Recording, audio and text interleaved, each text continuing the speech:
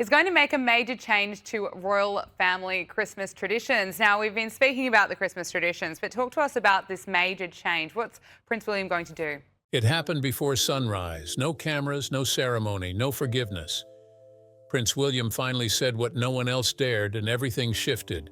The ultimatum before dawn. The decision was made long before anyone spoke it aloud, long before aides began whispering in corridors or drafts were quietly destroyed in private offices. Just before sunrise on a cold late November morning, when Windsor lay frozen under a pale winter hush, Prince William stood alone in a room that had absorbed centuries of restraint. He did not pace, did not rehearse, did not rage. His stillness carried the weight of inevitability, the kind that only arrives when every other option has already collapsed. Outside, frost clung to stone balustrades and bare branches clicked softly in the wind. But inside the palace, something far more fragile was breaking. For weeks, the monarchy had been operating under a strain few outside its walls could see. Not scandal, not public uproar, but something far more dangerous to an institution built on precision. Authority had begun to blur, decisions arrived without a clear origin, instructions contradicted one another. Staff hesitated before answering questions they once handled with ease. These were not dramatic failures, but subtle distortions, the kind that spread quietly until they threatened the spine of the system itself. William felt it not as anger, but as a tightening pressure, a sense that something fundamental was slipping out of alignment. Royal families are trained to endure noise. They can survive criticism, headlines, even scandal. What they cannot survive is confusion at the center. Confusion breeds fear, and fear erodes discipline. By the final days of November, William understood that the issue before him was no longer personal, no longer familial. It was structural. Behavior had crossed an invisible threshold where silence no longer preserved dignity. Silence had begun to endanger the crown. The troubling signs had not arrived all at once. They never do. They came in fragments. A ceremonial adjustment routed through private channels instead of official offices. A briefing was altered without documentation. A heritage display was changed, then quietly restored only after questions were raised. None of these actions appeared to be violations. Each could be explained away, softened, dismissed. But together they formed a pattern that made seasoned palace figures uneasy. Patterns, not incidents, are what undo institutions. William had been raised to recognize that truth. He learned it not from textbooks, but from watching history unfold inside his own family. He had seen how narrative manipulation, unchecked influence, and blurred authority could fracture trust and leave damage that lingered for decades. And now, standing on the edge of a winter morning, he knew that whatever came next would define more than one relationship. It would determine the kind of monarchy that survived into the next generation.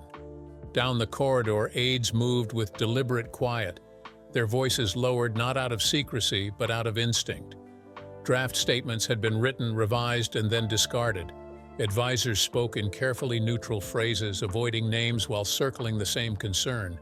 The atmosphere was not frantic, it was grave.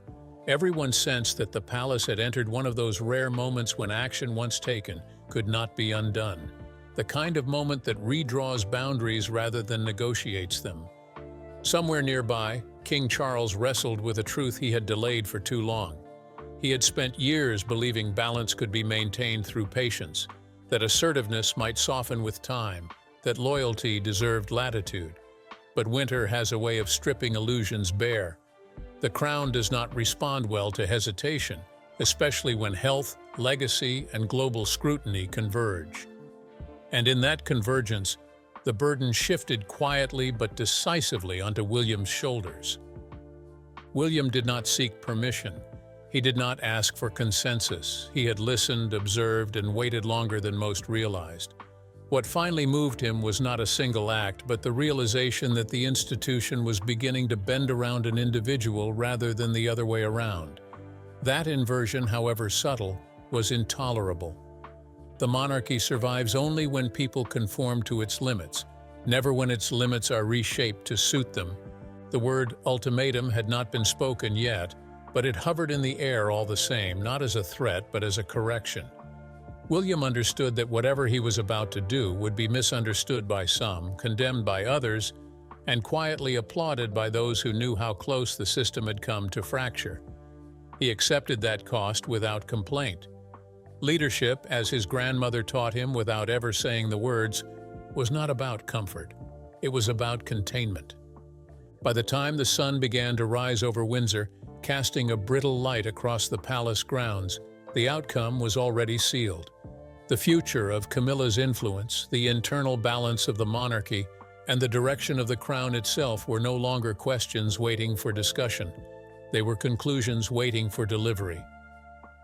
And as the winter mornings stretched forward, silent and unforgiving, one truth settled heavily into place. This was no longer about behavior alone. It was about survival, the behavior that changed everything. What finally forced the palace to act was not scandal or emotion. It was behavior that crossed from influence into interference, from presence into pressure. In royal systems, the difference matters more than intent. By late November, that difference had become impossible to ignore. What had once been described as assertiveness was now being quietly reclassified as overreach, and the distinction carried consequences far more serious than public embarrassment. The earliest warning signs appeared in places most people would never think to look. Internal schedules arrived with subtle alterations that had not passed through the customary approval chain. Ceremonial drafts were adjusted, then redistributed without clear attribution. Staff members found themselves receiving instructions that conflicted with standing protocol, and when clarification was requested, answers came slowly, if at all. This kind of ambiguity is lethal inside a system built on hierarchy, because hierarchy is what keeps order from becoming chaos. At first, senior aides attempted to rationalize what they were seeing. Transitions are messy. New reigns require flexibility. Personal styles differ, but the explanations grew thinner as the pattern persisted.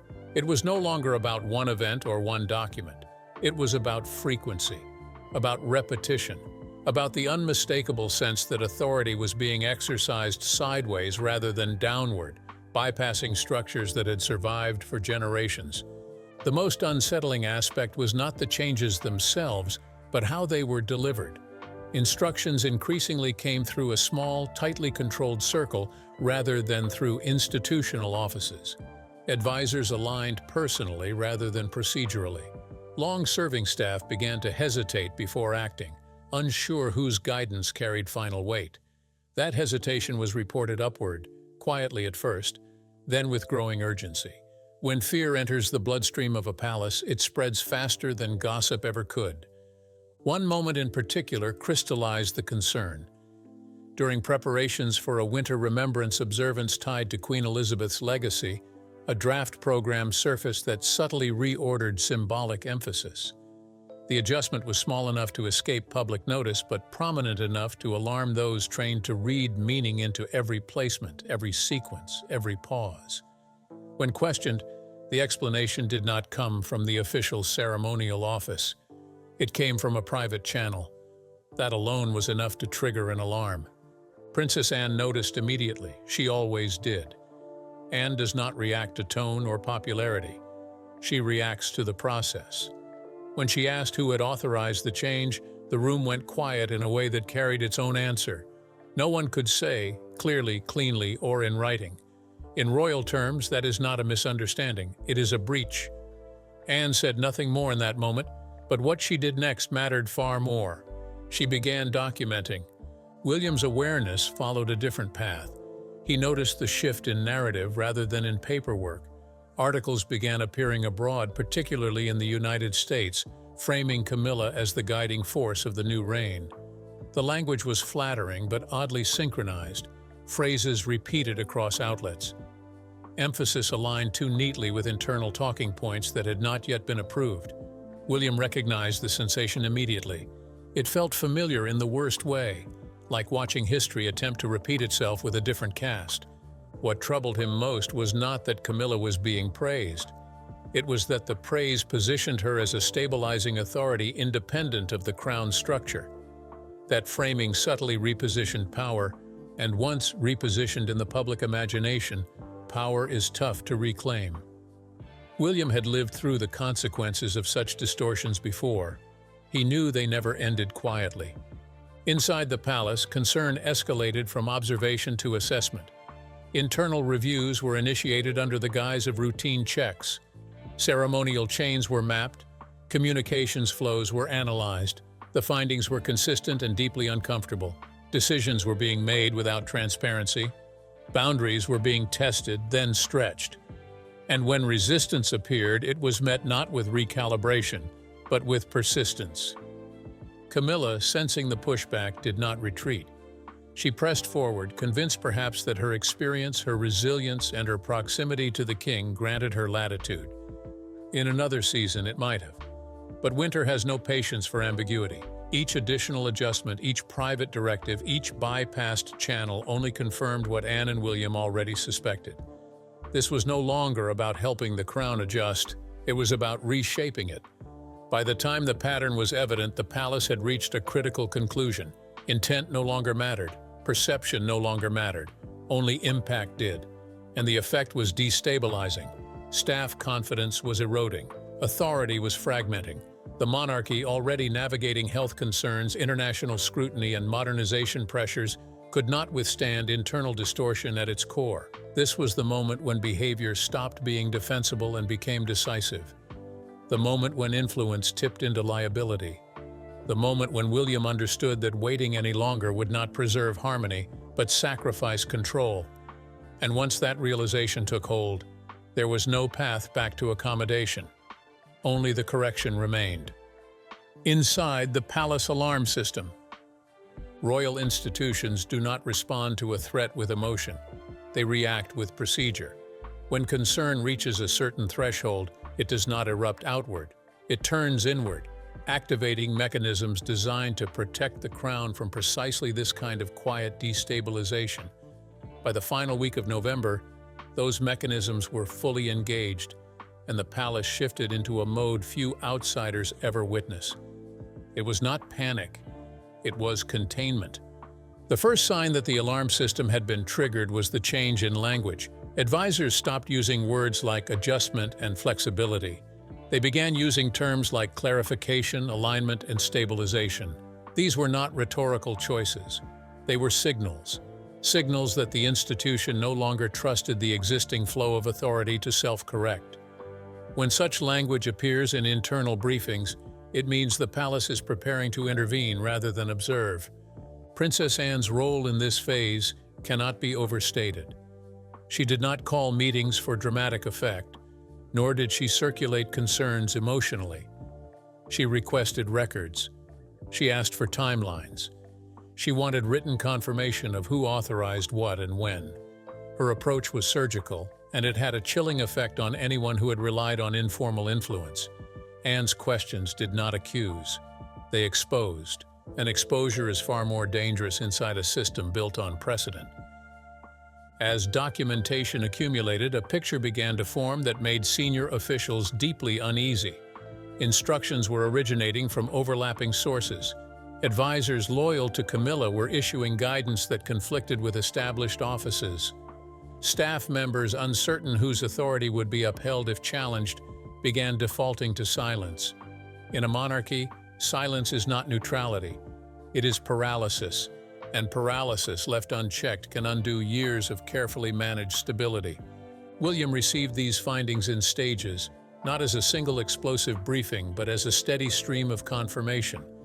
Each report echoed the last. Each concern reinforced the pattern. He listened more than he spoke, absorbing the implications rather than reacting to them. This was not a moment for impulsive leadership. It was a moment for measured resolve, the kind that waits until the evidence is undeniable. Complicating everything was the king's condition. Charles's reduced schedule created gaps that demanded clarity from those around him. In stable times, such gaps might have been navigated through collaboration. In unstable times, they became fault lines. William saw clearly what others hesitated to say aloud. If authority at the top was blurred while authority beneath it was contested, the entire structure risked bending under its own weight. The communications wing played a crucial role in confirming what Anne and William already suspected. Analysts identified coordinated narratives appearing abroad that mirrored internal talking points not yet sanctioned. This was not a coincidence. It was alignment. Whether intentional or organic, the effect was the same. The monarchy was being framed in ways it had not approved by forces it could not openly acknowledge. That kind of narrative drift is hazardous during winter, when public trust is most fragile and attention sharpest. Foreign Office liaisons added another layer of urgency. Quiet inquiries began arriving from diplomatic partners, asking whether internal tensions might affect upcoming engagements or messaging. The questions were polite, carefully worded, but unmistakable in their implication. Internal instability was becoming visible externally. For a monarchy that prides itself on continuity, this was a red line. By this stage, the palace had moved beyond assessment and into consensus, not unanimous enthusiasm, but unanimous recognition. Something had to be done. The question was no longer whether intervention was necessary, but who would deliver it and how far it would go. Anne was firm that boundaries must be restored. William was equally firm that the future of the crown required decisiveness, not half measures. Camilla, meanwhile, sensed the shift and responded in the only way she knew how, by tightening her circle and pressing her position. To her, the resistance likely felt like misunderstanding, perhaps even ingratitude. To the institution, it felt like confirmation. When correction is met with persistence, escalation becomes inevitable. By the time the phrase "winter stabilization protocol" appeared in briefing materials, the outcome was already narrowing. The palace does not deploy such language lightly. It signals preparation for structural change, not cosmetic adjustment. Staff began quietly recalibrating schedules, revising chains of command, and preparing for an announcement that would arrive without warning, but not without reason. This was the moment when the alarm system reached its final stage. Observation had become action, documentation had become a decision, and the monarchy, facing inward rather than outward, prepared to protect itself from a fracture that had grown too close to its core. William's breaking point. William had always understood that there would come a moment when preparation ended and responsibility began. Not the ceremonial responsibility of titles or appearances, but the heavier kind that arrives quietly and settles into the bones. By the final days of November, that moment had arrived. The pressure building inside the palace was no longer theoretical. It was personal, institutional, and immediate, converging in a way that left no room for delay. For weeks, William had carried the weight without signaling distress. Those closest to him noticed the change not in his words, but in his silences. Meetings ended with fewer remarks. Briefings were absorbed without reaction. He listened, nodded, and asked only the questions that mattered. It was the posture of someone measuring consequences rather than seeking reassurance. When leadership reaches this stage, decisions are already forming beneath the surface. The breaking point was not a single report or confrontation. It was the accumulation of too many warnings ignored for too long. The evidence placed before him was now complete. Authority had been blurred. Staff confidence had eroded. External narratives had begun drifting beyond control. And perhaps most troubling of all, the king's ability to intervene decisively had been compromised by exhaustion and health. William saw what others were unwilling to articulate. If he did not act, the institution would continue bending until it no longer recognized itself. He wrestled privately with the personal cost. Camilla was not merely a senior figure within the royal system. She was his father's wife, a woman who had endured decades of hostility to reach her position. William did not dismiss that history lightly. He understood endurance. He respected resilience. But respect could not override responsibility. The monarchy was not a reward for survival. It was a structure governed by limits, and those limits had been crossed. Late one evening, long after most of the household had retired, William met with Charles. The conversation took place without advisors, without notes, without ceremony. It was subdued, heavy with the kind of restraint that signals emotional complexity rather than avoidance. William did not accuse Camilla. He did not dramatize the situation.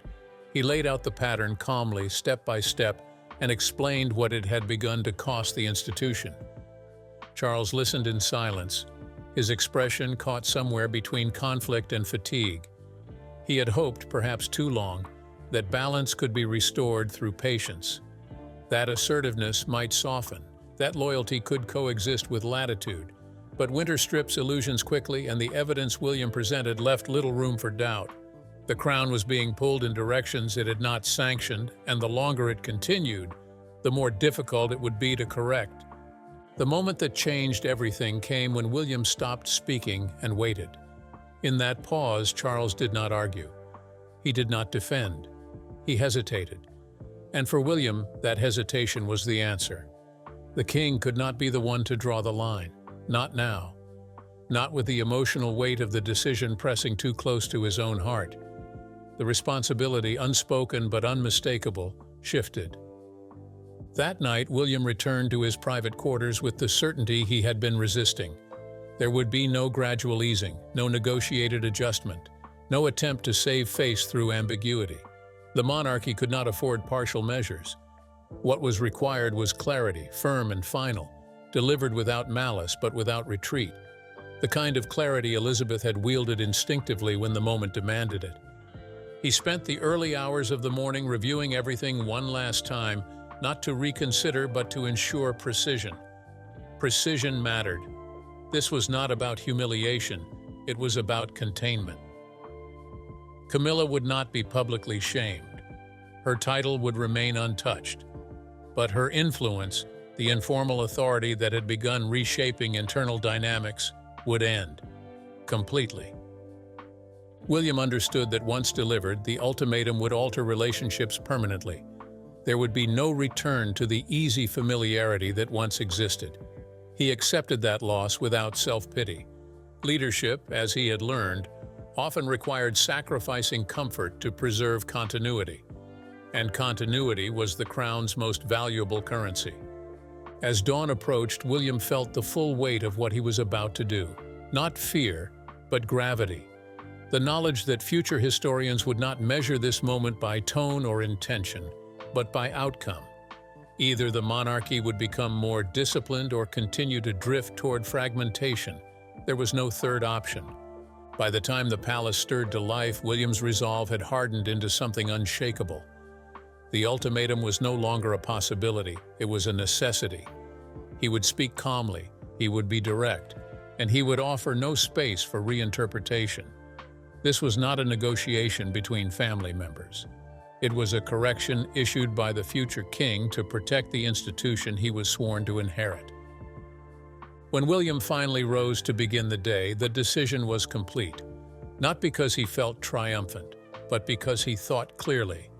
Clear about the boundary that had to be drawn, transparent about the cost of not drawing it, and be straightforward about the truth that defines every monarchy that survives its most dangerous moments. Stability is never preserved by avoiding hard choices. It is maintained by making them before it is too late. The ultimatum delivered. The meeting was arranged without formality, and that alone signaled its severity. No staff waited outside the door. No advisors lingered with folders in hand. There would be no minutes taken, no record beyond memory and consequence. In the quiet room where the walls absorbed sound and the winter light filtered in, thin and pale, William and Camilla faced one another not as family, but as figures standing on opposite sides of an institutional line that had already been drawn. William spoke first, not because he needed to assert control, but because clarity demanded it. His tone was calm, measured, almost restrained to the point of coldness. He did not list grievances. He did not recount history. He spoke about structure, authority, and the erosion of confidence that occurs when boundaries are crossed too often, making them seem intact. Every sentence was deliberate, chosen not to wound, but to land with finality. Camilla listened without interruption at first, her posture composed, her expression guarded. She had endured far worse moments than this, and decades of scrutiny had taught her how to sit through discomfort without flinching. When she responded, it was with a familiar argument, one shaped by survival and long memory. She spoke of loyalty, of experience earned through endurance, of the burden she believed she had carried for the sake of the king and the crown. She framed her actions as protection rather than intrusion. William did not challenge her emotions. He let them exist without validating them as justification. When she finished, he paused, allowing the silence to stretch just long enough to strip the room of any illusion that this was still a discussion. The pause was not accidental. It was the moment where the conversation ended and the outcome began. He told her that intent was no longer the question, that perception had already shifted, that staff no longer knew where authority ended and influence began. He explained that institutions do not collapse because of malice, but because lines blur until no one remembers why they existed in the first place. And then he said the words that altered everything, not loudly, not sharply, but with unmistakable certainty. This ends now. The ultimatum followed without embellishment. Camilla would step back from all internal advisory roles, ceremonial interventions, and informal influence effective immediately. Not phased, not reviewed later, immediately. Alternatively, the palace would act unilaterally, formalizing the removal in a way that would leave no room for dignity or discretion. There would be no middle ground, no reinterpretation. For the first time, Camilla's composure cracked. Not dramatically, not with anger, but with disbelief.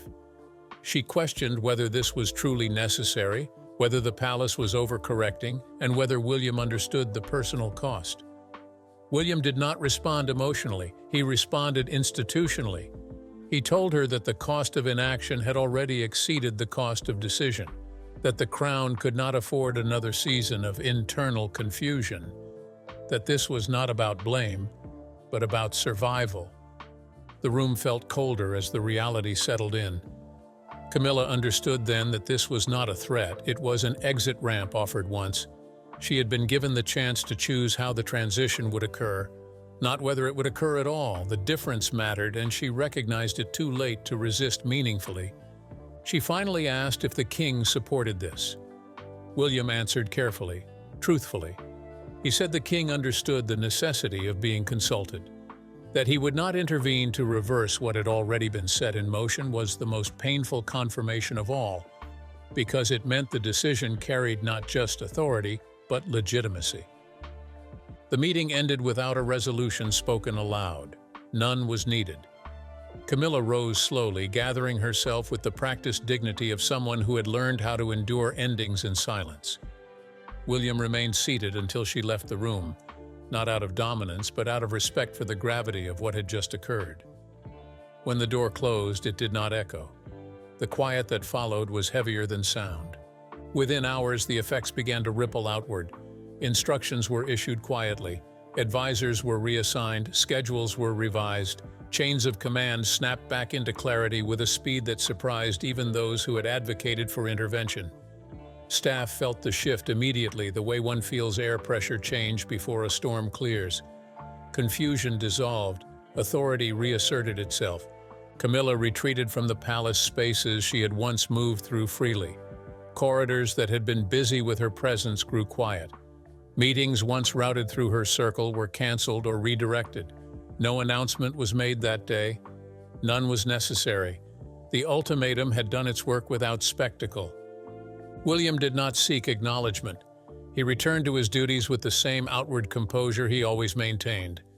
Those who observed him closely noticed only one change. The tension that had clung to him for weeks was gone, replaced by something steadier and more somber. The cost had been paid, the line had been drawn. By nightfall, the monarchy had recalibrated around the new reality.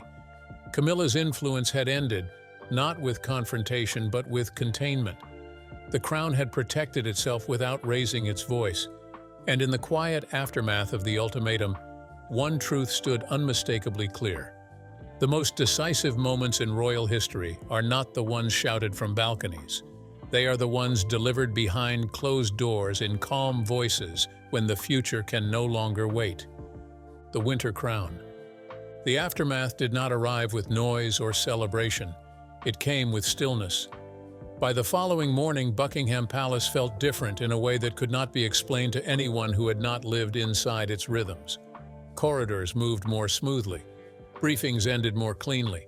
Staff spoke with a confidence that had been missing for weeks. The confusion that once hovered in the air like fog had lifted, replaced by something colder but far more stable. The institution had recalibrated, and it did so without apology. Camilla's presence did not disappear, but her gravity did.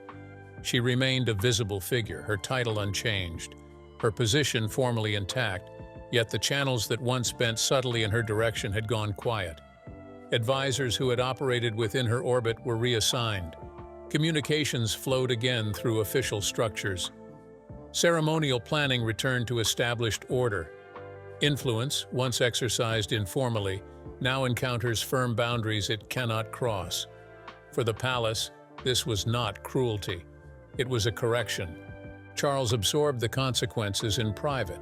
Those closest to him noticed the toll not in public missteps, but in moments of pause. He had not fought the ultimatum, and that truth lingered heavily. The crown had required him to accept a separation between personal loyalty and institutional duty, a line no monarch draws without loss. Yet even in his quiet sorrow, there was recognition. The stability that followed proved what hesitation could not. The system, once aligned, breathed again. William carried the outcome with a discipline that mirrored his grandmother's in her most decisive years.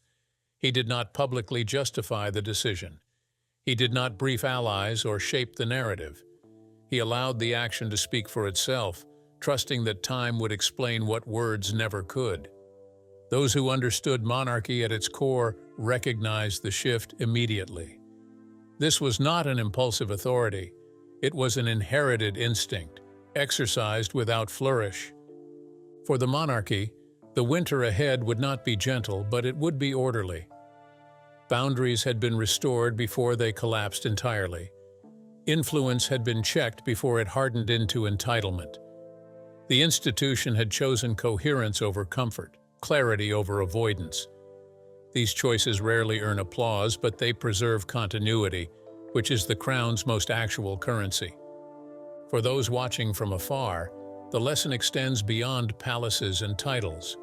Every family, every organization, every life eventually faces a moment when boundaries must be drawn not out of anger, but out of necessity. When protecting the future requires confronting the present, even at high emotional cost. William's ultimatum was not an act of dominance. It was an act of stewardship. As winter settled fully over the palace roofs, the crown stood quieter, leaner, and more resolute, not untouched by pain, but unbroken by it. The season had claimed its price, and the monarchy had paid it willingly. In that stillness, one truth endured. Power fades, influence shifts, but institutions survive only when someone is willing to say, calmly and finally, this far and no further. As this moment settles into history, remember that power is rarely defined by what is gained, but by what is surrendered when duty demands it. King Charles chose the crown over comfort, and that choice will echo far beyond palace walls. If you want deeper insight into the forces shaping the monarchy right now, subscribe, share your thoughts respectfully, and stay with us as this story continues to unfold.